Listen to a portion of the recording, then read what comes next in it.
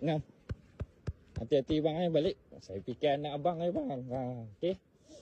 Okay, abang jaga anak elok-elok, okey. Saya pun ada anak, abang pun ada anak, okey.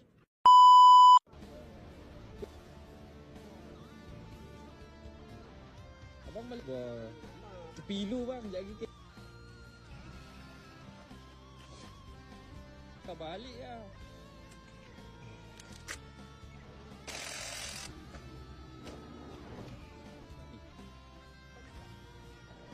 Mutu.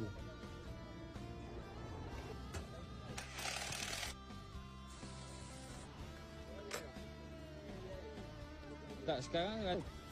Macam mana nak cakap bang? Tak payah bayar bang. Dah ada orang infak. Saya jalan ke amanah orang je.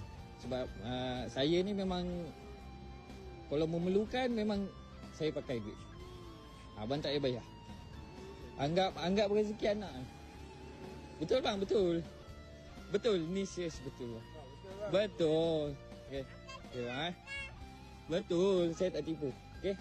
Hari ni saya tolong abang, esok Allah tolong saya balik. Okey.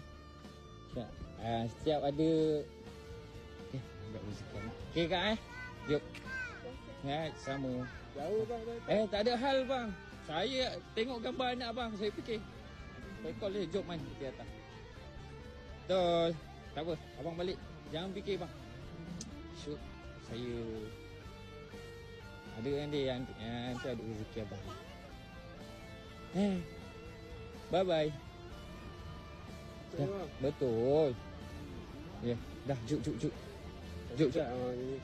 Janganlah macam tu. Saya macam tu lah. Abang tengok saya dalam video macam tu lah saya buat bang. Kan abang mesti tengok video saya kan. Hari ni abang kena kan. Macam tu juga. Okey. Dah. Juk. Ya, okey. Right. Ngam. Hati-hati bang balik. Saya fikir anak abang bang. Okey. Okay, abang jaga anak elok-elok, okey. Saya pun ada anak, abang pun ada anak. Okey. Okey bang. Right.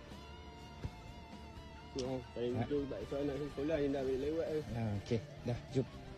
Saya nak jalan bang. Right. Salam sekali. Ini abang. Kak naik kak. Hai. Hati-hati. Okey bang.